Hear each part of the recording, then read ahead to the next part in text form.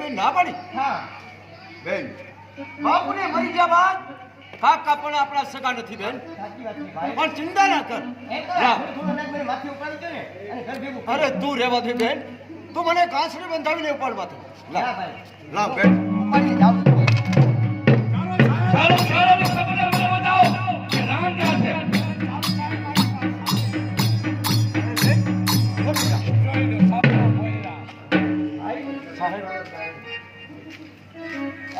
જયશંકર તૈયારી કરી જાવ.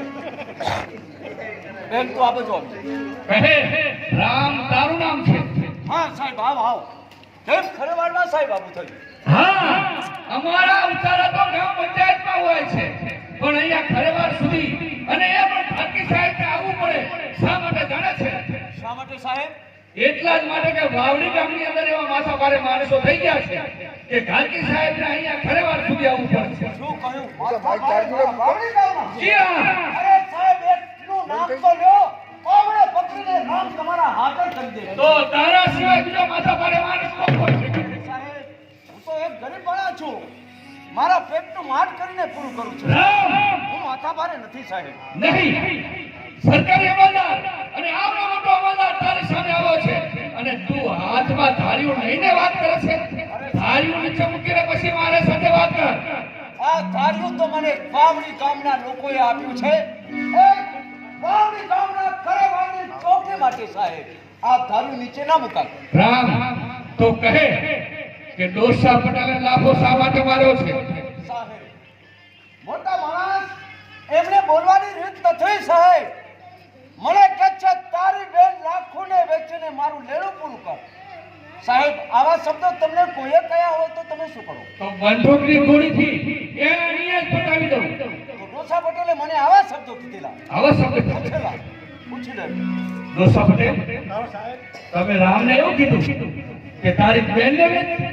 સાહેબ આજ સુધી 5 વર્ષો સુધી પૈસા ના ભર્યા એટલા માટે હું બોલી ગયો સાહેબ. અરે તમારે બોલાવતું હશે સાથે દરબાર છે અને એને તમે આવું બોલો. આ તો સારું થયું કે તમારું માથું સલામત છે. કઈ વાંધો નહીં રામ. હા સાહેબ બોલો. એ તારા બાપ તુલે રહ્યા છે કદાચ તેના મારો છે.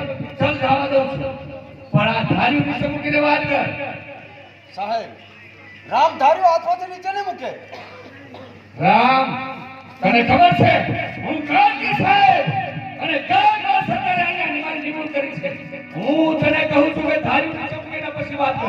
રામ નીચે નહીં મૂકે સાહેબ. હે લાખુઆ સમજાવી દે તારા ભાઈને અને કદાચ મારી જેલમાં પૂછશે તો આખરે જિંદગી એની જેલમાં સડી રહેશે. સમજાવી દે તારા ભાઈને કે ધાર્યું નીચે મૂકીને વાત કરે. અરે સાહેબ હું મારા ભાઈને સમજાવું છું.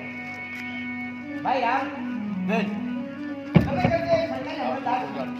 અને વળી એમની સામે આપણે આ ધારી લઈને ન ઊભું રહેવાય હો ભાઈ. એટલે કે ધારી નીચે મૂકશે ભાઈ. બેન ધાર્યું નીચે મૂકવાનું પરિણામ તો સારું નહીં ભૂકે બેન. એકને તો ઓરો આવા દે. ના ભાઈ હું તને કહું છું કાપીને નાખો તો મારું નામ રામ નહીં બેન. ભાઈ ધાર્યું મને નીચે ના મુકાવતું. અને મારા હમ છે. અરે બેન આ તો ભગવાનની ના છે. લે બેન જયશંકર હમી લે.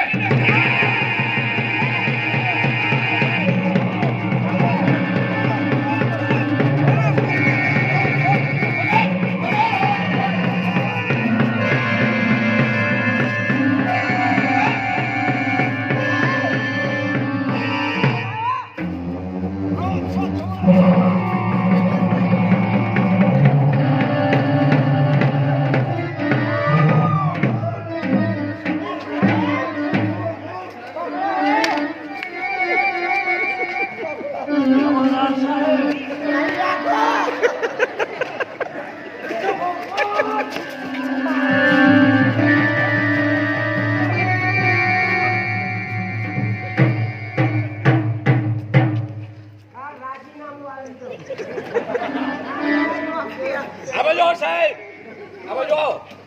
એ બાજુ આવી છું કરું. પકડો રામને પકડો. પકડ લે પકડ. પૈસા તમારા ને મારે મરી જવાનું. તમારે નથી લેવાના. જમાદાર કાઢી નાખાયથી. જોઈ લે આ તારું વાવડી ગામ છે અને હવે હું લઈ જઈશ મારી જેલની અંદર ધારી અમરગઢની જેલની અંદર લઈ જઈ સમજો સાહેબ બેન ગુલામાં મને પકડ્યો છે સાહેબ ફરજિયાત રાખજો જમાદાર એકવાર મૂકી દે હા? એકવાર મૂકી દે તો તમને બધાને ખબર પડે ના મુકાય ભાઈ બેન, ચિંતા ના કરતી બેન તારો ભાઈ રામ તો હો વરસ